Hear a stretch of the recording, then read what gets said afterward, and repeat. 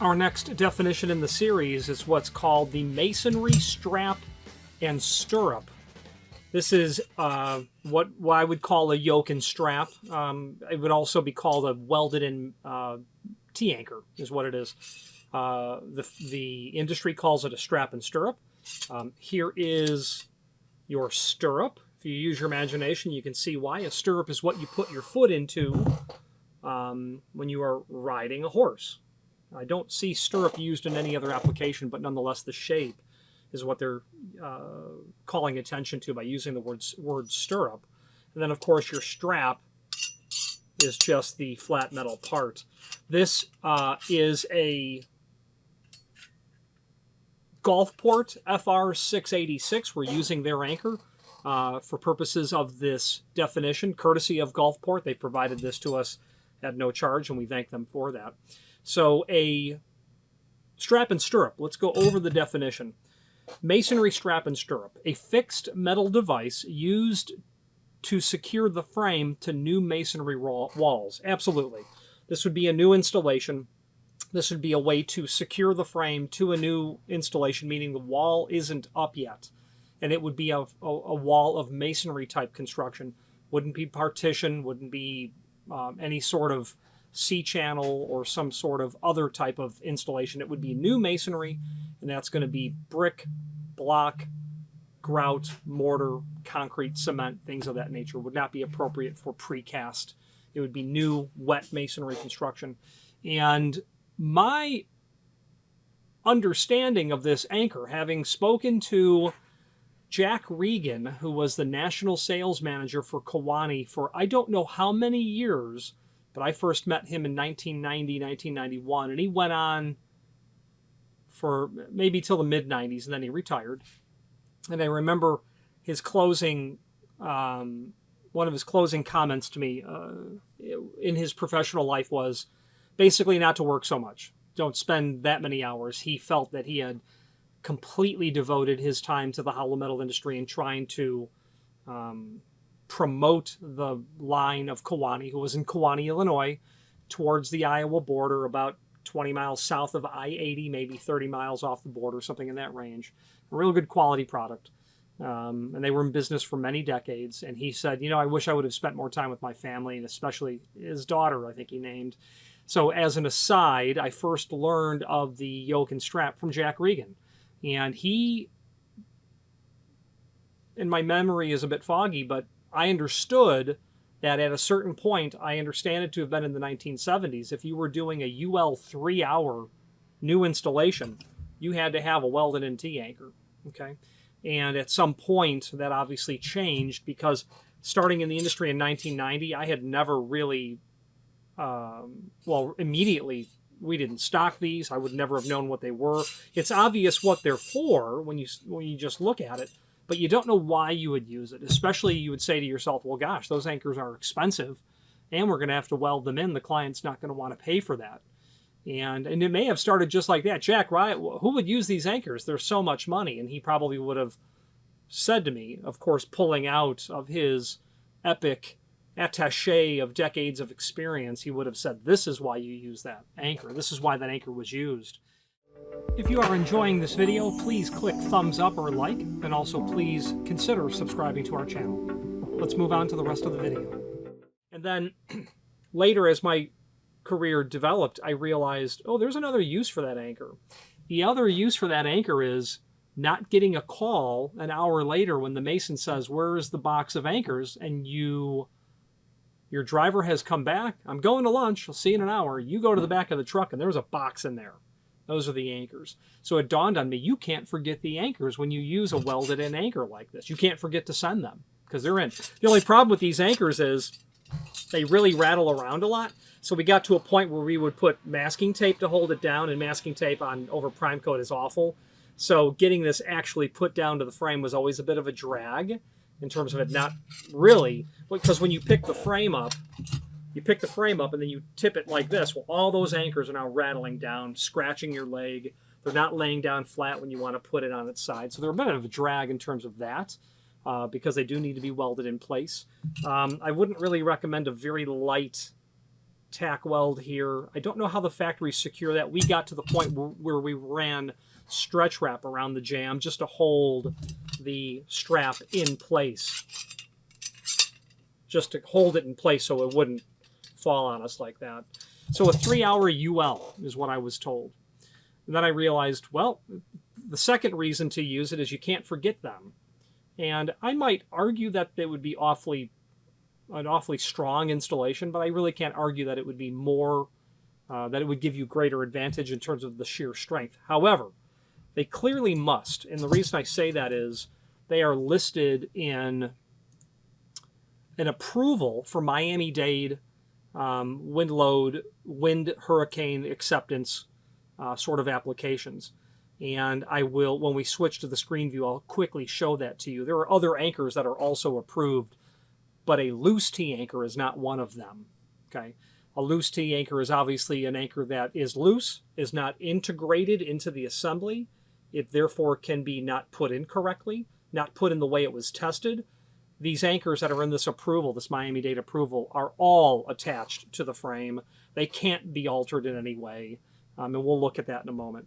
Now, the first time I installed these on a client, and this client, he was a bit of a troublemaker. He liked to call and say, yeah, you forgot the wall stops. No, look in the box. Well, you should have told me they were there.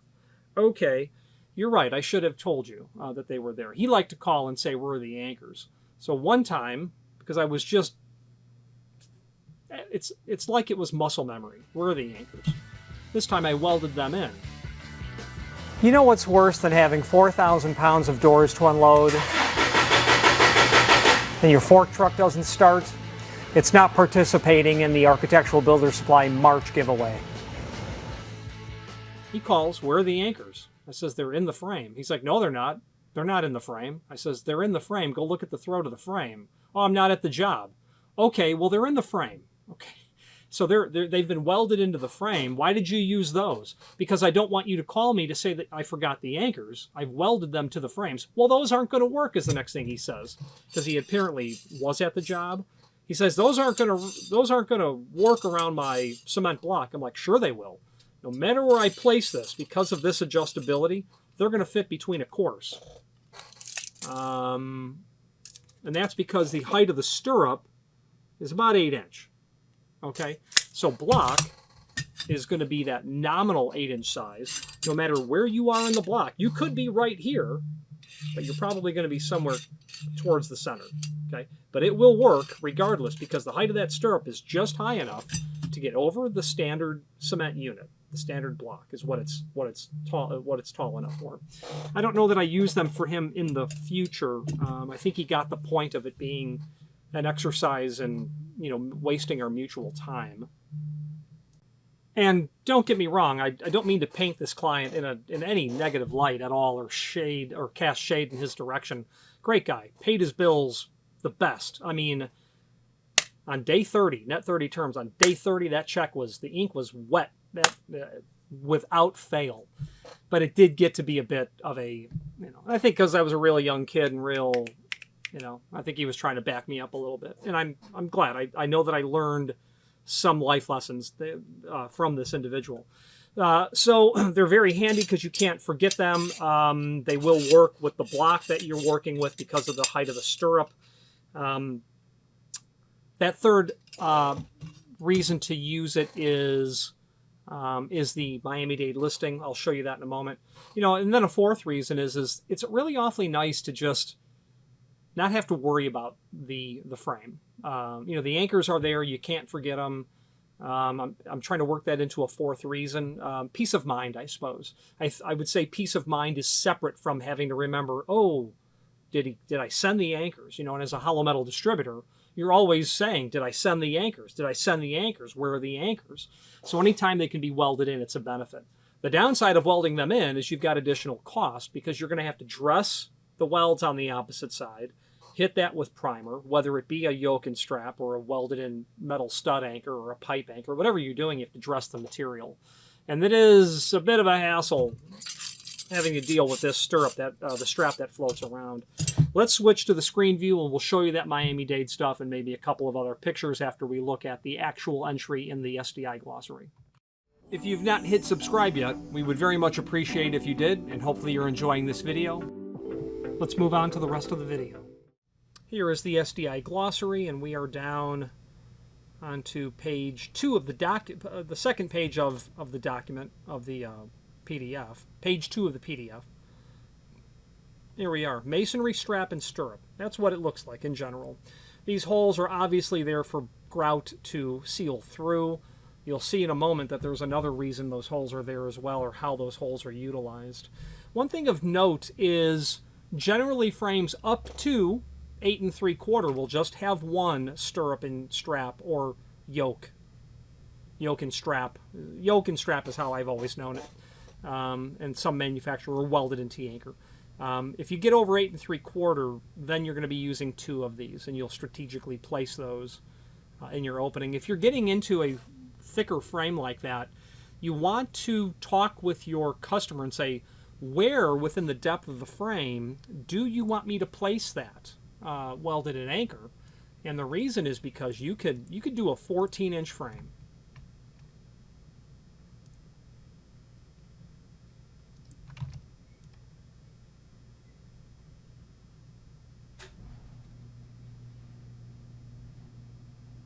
Okay, this is 14-inch, let's say. One strap anchor is not going to be the way to go. You're going to do 2 of them for sure. Per best practice, the question becomes is, where do you place these? Or better yet, where do you place these in centerline? Because if you've got an exceptionally thick wall, like a 16-inch thick wall, Chicago building built in 1905, you've got lots of walls that have probably been there. You could have some wall out here, you can have some wall in here, you could have a complete void here, it could be something thin here, you could have something here, that could all be void. The point of the matter is this, you could have wall here, that could be void, you can have some wall here. The point is you want to declare exactly to your shop where the client wants those laid out, because the client will say, well, yes. So let's back up. I'm talking about an existing wall. You don't use these for an existing wall. But very often what you'll have is they have cut back that wall to put in a new frame, and they're going to come with new masonry unit onto the end of that wall, and how exactly they're going to place it, how they're going to construct it, is something that needs to be declared. Same kind of logic goes if you're doing, pipe anchors. Where in the frame should they be installed from reference to one side or the other? So you want to determine that with your client. Just some random pictures. The Pioneer, they're a company out east. Out of their tech manual, that's what their yoke and strap looks like. Okay. That's corrugated, obviously. The Gulfport unit has holes drilled in it. Now, yoke and strap also comes up in other results when you just simply search online. This is a clearly some sort of educational document published by Assa Abloy for Seco Door. Different variations on this. A T-anchor that can turn into a yoke and strap. You can use that part on either end. Nothing really here. Now, this Miami-Dade approval, this is just an easy internet search. And as you scroll through, and being in southern Florida where we are, when we do doors, we are doing them to windstorm requirements. And you will see a document that shows you are good to install doors and frames, provided they are up to this size, of this type of construction or this model number with this gauge, with anchors that have been arranged. And I had jumped around in that document, but an approval like this, when the manufacturer has created the assembly and then they submit it for testing to an independent laboratory, they'll come back with all of this paperwork. And as I was saying, as long as you install the material per this, there you go. Now, interesting about our yoke and strap, or our strap and stirrup, they're showing it here. 1-inch diameter hole for rebar. So interestingly enough, the item that we have literally from Gulfport, they're located in Tampa. So their design is certainly going to take into consideration local requirements. And construction down here is where the core of the cement block unit is pumped with mortar. And I'm scrolling to show it to you right here. That's a cross section of your installation. So this would be a third reason to use, the third reason to use this. Okay. This is clearly a window.